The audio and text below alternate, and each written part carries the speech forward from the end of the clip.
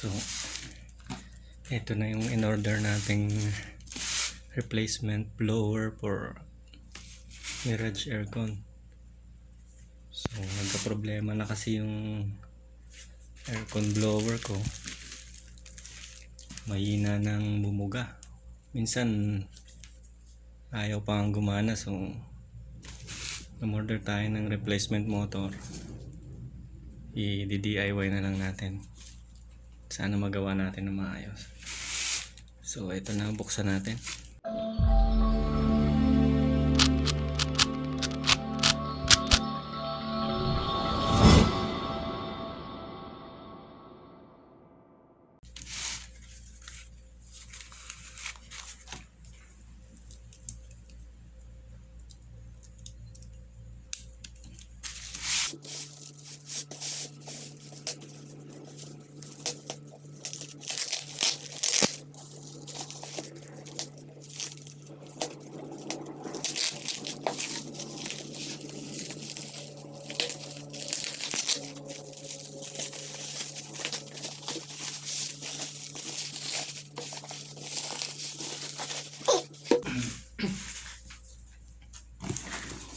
Yan, blower motor.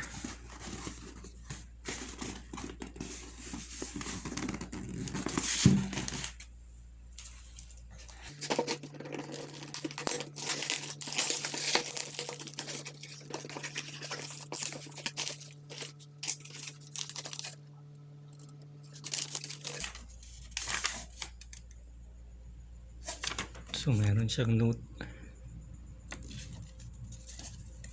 makakailanganin daw natin ng spacers, washer sa bolts para siguro para mag-fit na maayos.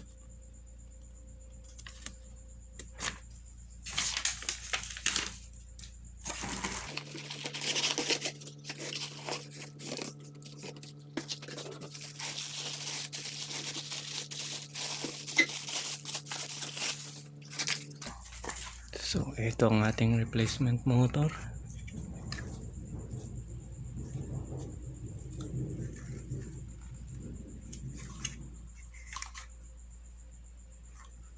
Mukhang maganda naman.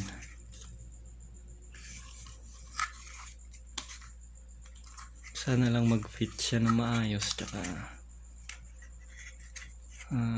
gumana naman na maayos din.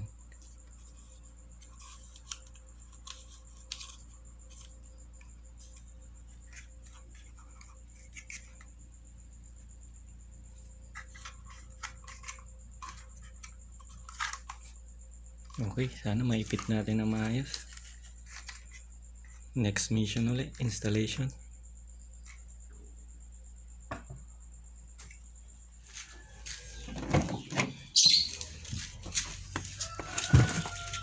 So susubukan na natin ikabit ang motor blower replacement. So dito tayo sa ilalim ng glove compartment. Nandito ang aircon blower. So ayan, ito siya. So itong tatanggalin natin at papalitan. So siyempre tatanggalin natin yung connection, din yung tatlong screw. So ito yung isa, dalawa at tatlo. So yan yung mga screw na tatanggalin natin. Kunin natin yung screwdriver at tanggalin na natin yan.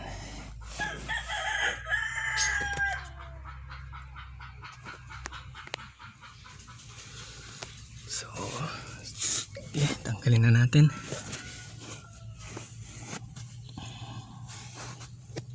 Ang una yung connection. So pindutin lang yung lock, then hila.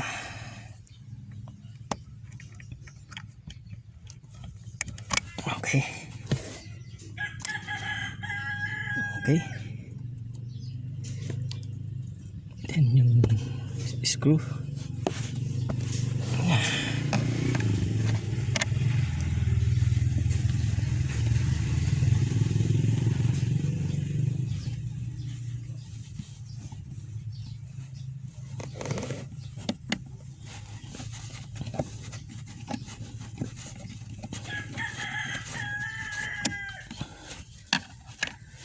Isa.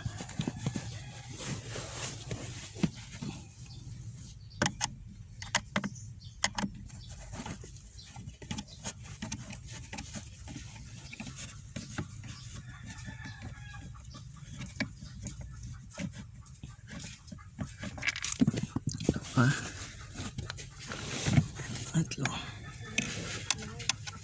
Nakikiusap si Buboy.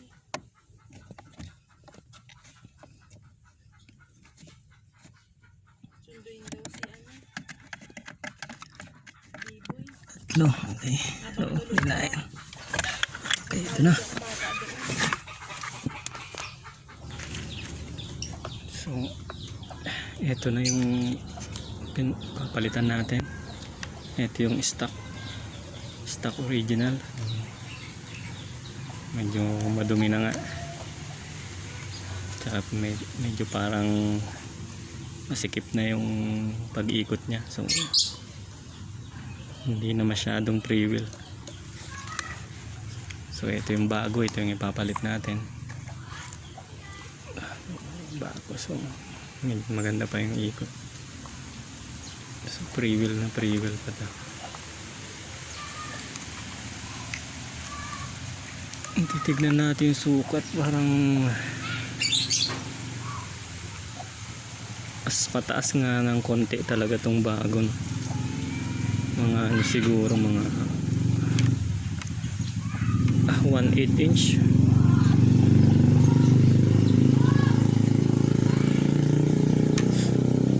So mas mataas siya ng 1/8 inch. Baka nga sumayad to pag kinabit. So ito yung sinasabi nung note dun sa package. Kailangan nating maglagay ng washer para hindi sumayad to. So kuha tayo ng washer, papaangatin natin siya ng mga 1/8 inch para hindi sumayad to.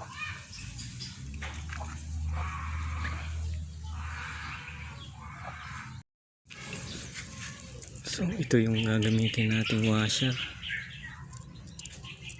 para mas umangat siya ng konti. So kung 1/8 inch, siguro mga 3 or 4 kailangan natin sa isang screw.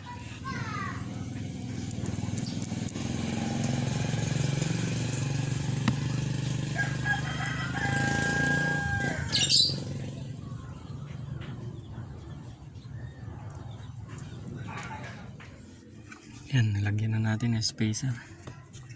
Subukan na natin ikabit.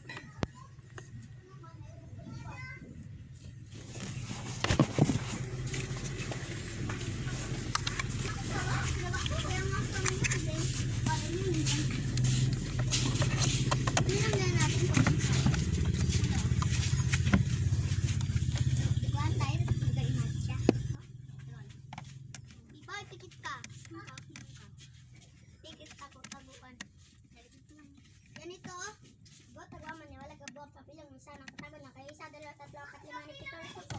Ganun. Sampo kako. Yan na. Ipagin. Wait lang. Yun na. Binibigata ba na? Yun ko na. O sige, iiwanan ka namin. Pag natago-tagon pa, hindi ka namin iwanan. Gado ka, Biboy, oh. Gado ka. Ikaw ka kayo doon. Tago ka ng Biboy, oh.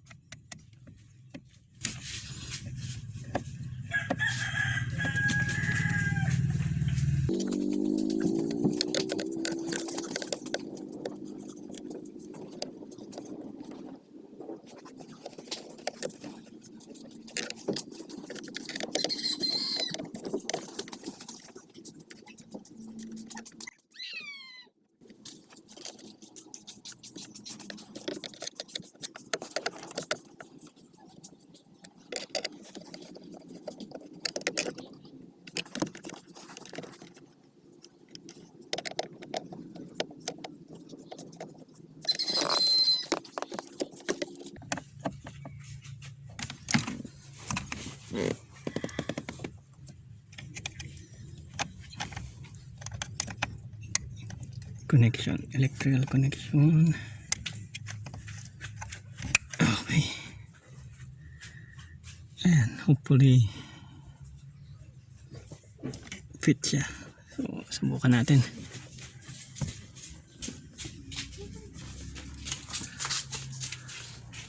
Okay, nakabit na natin yung ating replacement blower motor. So, testingin natin. Hopefully, maging okay siya. Okay, so number 1.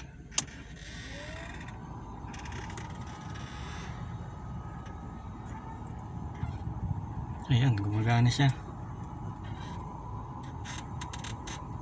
Number 2.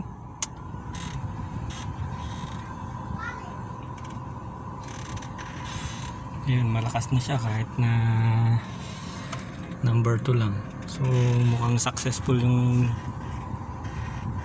ginawa natin. So isasagad natin sa 4. Ayan, malakas oh. Ayan, malakas. So successful yung kabit natin. Medyo mas maingay nga lang yung tunog niya kaysa dun sa stock original, pero hindi naman masyado, so okay na rin.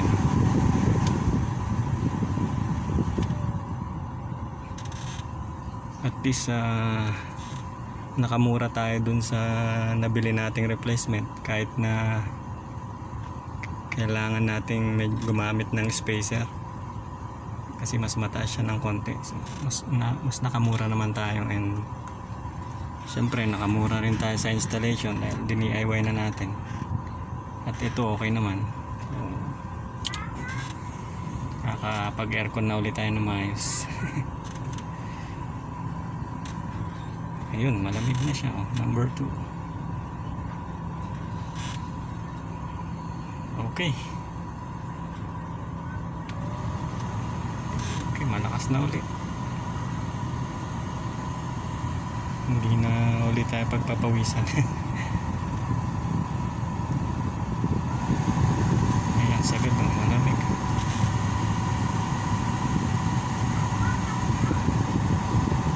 Okay, successful. Thank you.